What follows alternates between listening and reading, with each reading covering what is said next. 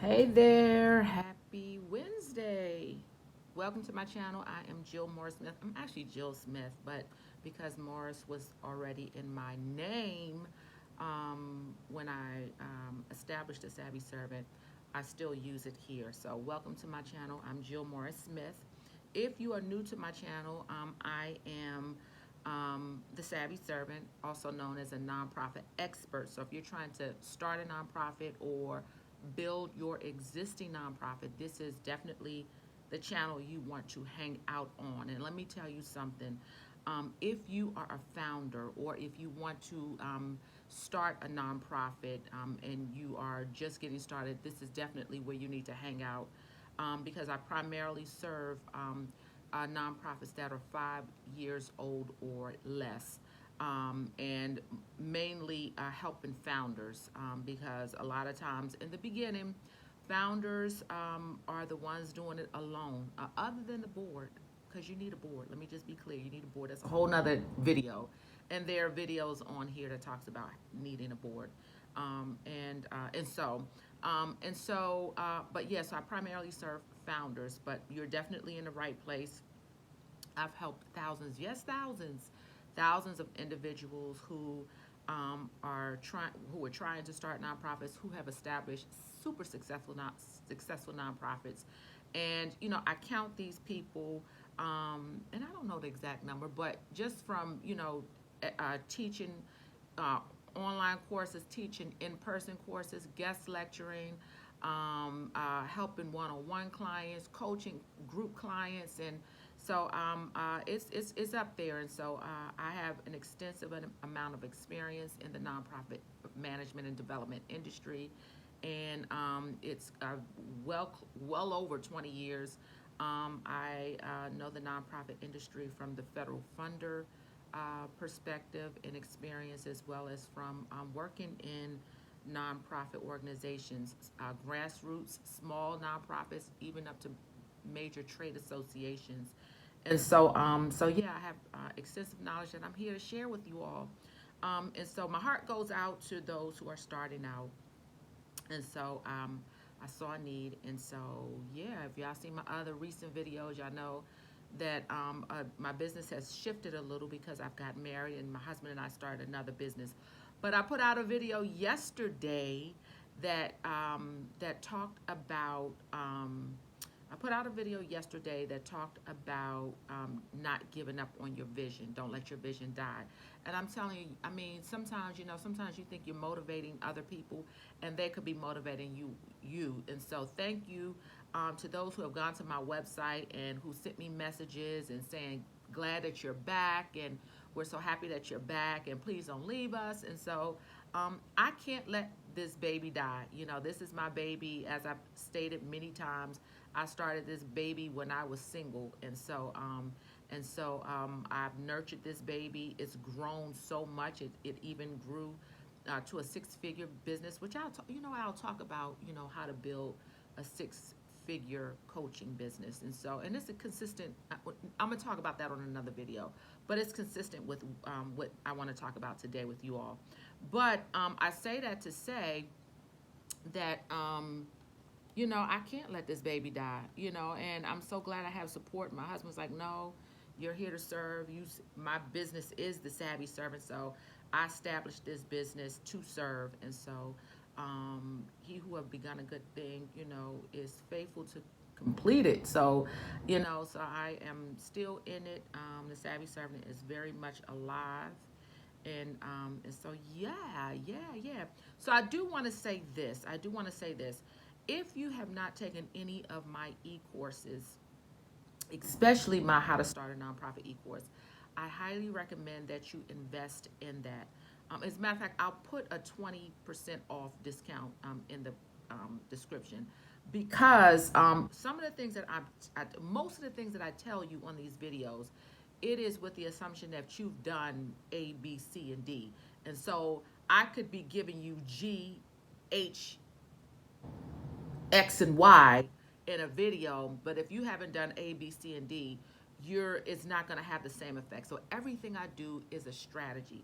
I am a strategist by experience, by heart, by like I love to do things in order.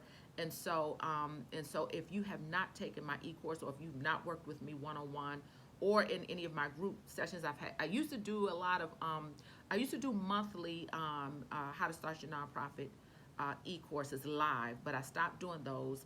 But I have a pre-recorded one as if we're live. So you see my face, you see my screen as I'm teaching right here, and I go systematically. So I've created a full e-course that is super reasonable to when you compare to the outcomes that you're going to get. Um, and I'll give it to you for 20% off. But it's over 6 hours worth of training, and so you need to know the ins and outs of not only the nonprofit industry, but also quote unquote the tricks of the trade, like what things you need to focus on and what things you just absolutely don't need to focus on when building your nonprofit. Because if you're not getting revenue, it's because something is missing. Something is definitely missing. Something is very off. And so I want to make sure that you get it all. Like, don't cheat yourself. Don't waste your time or your money or your effort or your emotions building a nonprofit and you don't have it all. Don't have all the components that you need. So you definitely need to know strategy. You need to know the ins and outs. You need to know the requirements. You need to know what the IRS requires, what the state requires, and so you're not missing out on anything. What else? I'm going to try to come back. As I said, I'm going to try to come back more often to do these videos, because that's the least I can do. As far as the business, a lot of my business is automated, yeah. You definitely don't want to. You definitely don't want to. Yeah, miss these videos because I can now I as of yesterday, my husband and I had a conversation, and just trying to redo some our priorities and our schedule just to fit everything in. We have goals and dreams. We got a lot of goals and dreams, and trying to allot more time to the savvy servant.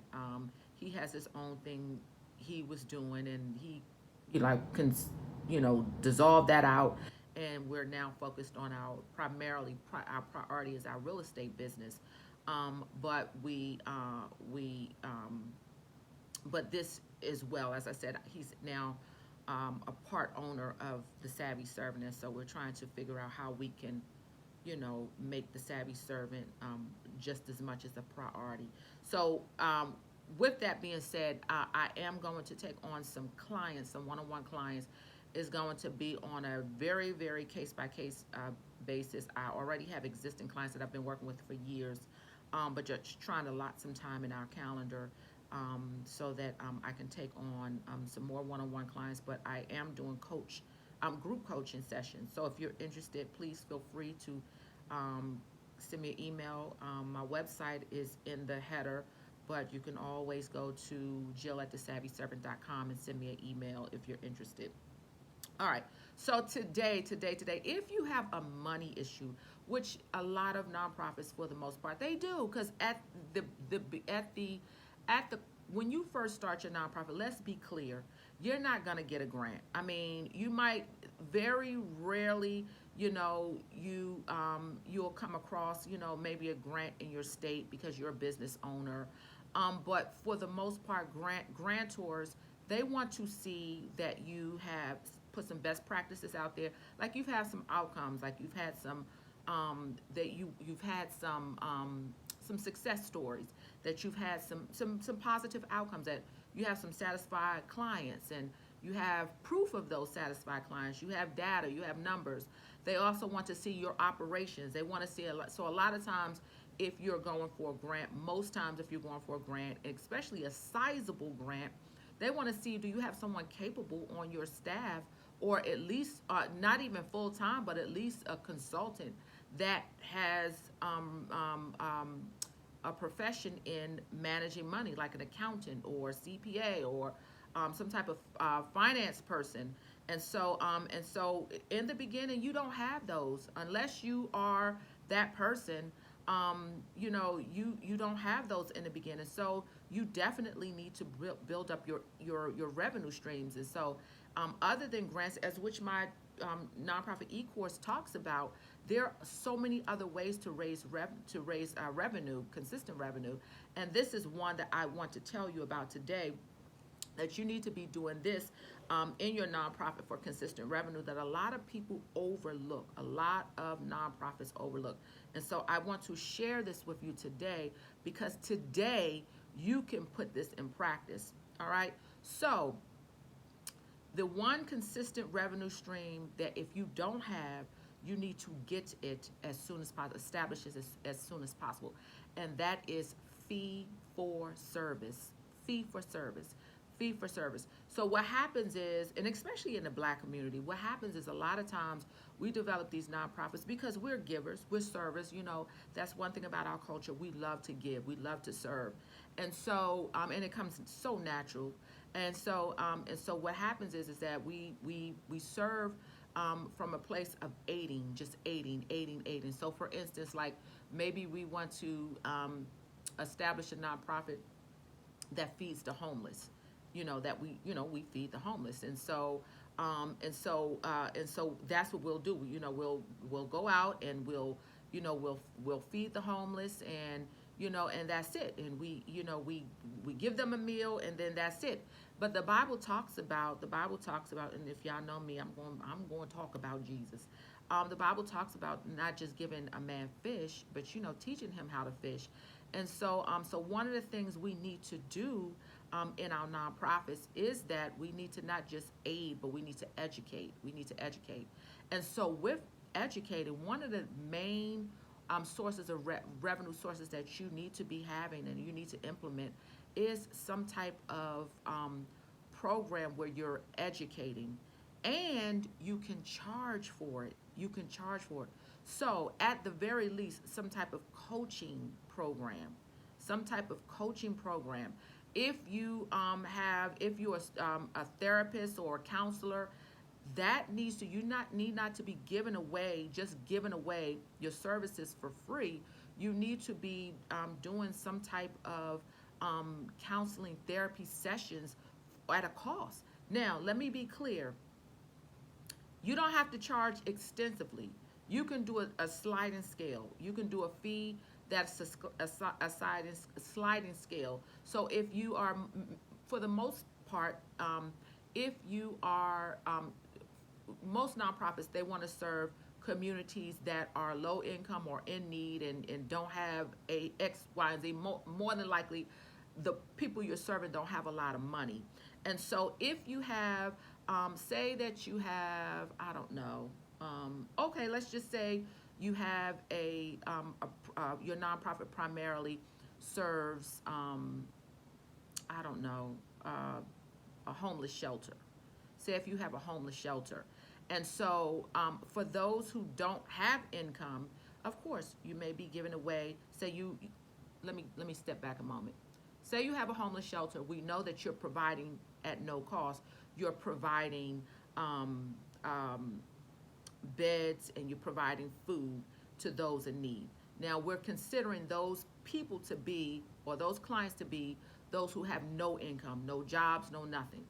So suppose, in addition to that service, you create a program that helps those who are in the homeless shelter get a job. And say they get a job at McDonald's. Now they're making money. Now, to show responsibility, you have a program you're offering. Say you're offering some type of coaching or counseling, maybe in career readiness, maybe in financial management. You're offering the program for $20 a month, because now you want to show them responsibility and how to pay expenses and pay bills. But say you have this financial literacy or this financial management program at your homeless shelter that is so creme de la creme. Other people who are not even in the homeless shelter, say there might be someone in the neighborhood who wants to take your classes. You might charge them a little bit more, so you can have a sliding scale. So if you make zero income to $20,000 a year, we provide the services at no cost. But if you make $21,000 a year to $50,000 a year, maybe the services could be $20 a month. if you make over 50,000 and to 75,000, and you're in debt and you just want to take our classes that we provide to our clients, then that could say you could charge like $100 a month. So this is a way to bring revenue into your nonprofit, to keep your nonprofit going, because you're still serving. Now, let's be clear, the revenue that's coming in has to go back to maintaining the nonprofit, to the mission of the nonprofit. But that is one way, because what we need to keep in mind as a nonprofit, we're here to solve a problem. The nonprofit is here to solve a problem. So when you go for that grant, you're more able to show these are the outcomes. Not only did we help those in need, but after after we fed them, after we clothed them, after we gave them a place to stay, we got them to self-sufficiency, where now they're in our next tier of a program where they're paying $20 a month, or they're paying whatever. Then what a lot of people don't know, there are match grants out there. There's so many matching grants out there that if the government says that they're going to give you $100,000, you say, okay, we're going to also put $100,000 in there to match so that we can serve clients. So you definitely need to have some type of fee-for-service program out there so that you can grow your clientele, that you're not just helping one community, but you're helping one sector of the community, but that you're helping the entire community as a whole thrive. Because when the entire community is getting what they need, it's so funny, because a lot of times, there's a lot of pride in the community, and a lot of times, families, they're just over broke. They're just over broke, and they need the assistance as well. And sometimes, the program, like say for homeless, sometimes it's like, okay, well, if you have a job, you can't come to this homeless shelter, but what can you do to serve those people? Like, what is it that you can do to serve them? And they, even though, they have a low income, or maybe their income is so stretched, what's the problem why they have a $75,000 income, but they can't keep the lights on? That they may need some financial management skills, or some financial management education. So your nonprofit in that community should be the source that has the resources to help the community as a whole. And so fee for service is a wonderful opportunity to not just serve the community, but also generate some revenue into your nonprofit. So I would definitely, coaching or counseling. Say if you have a basketball camp for young boys between the ages of 7 and 14, you may want to have some type of coaching or counseling program for the parents. It could be a thing where you have some parenting classes, some coaching on how to develop relationships between the son and the dad, or the son and the mom. So there's so many things you can add on, because again, we don't just want to aid, we want to educate.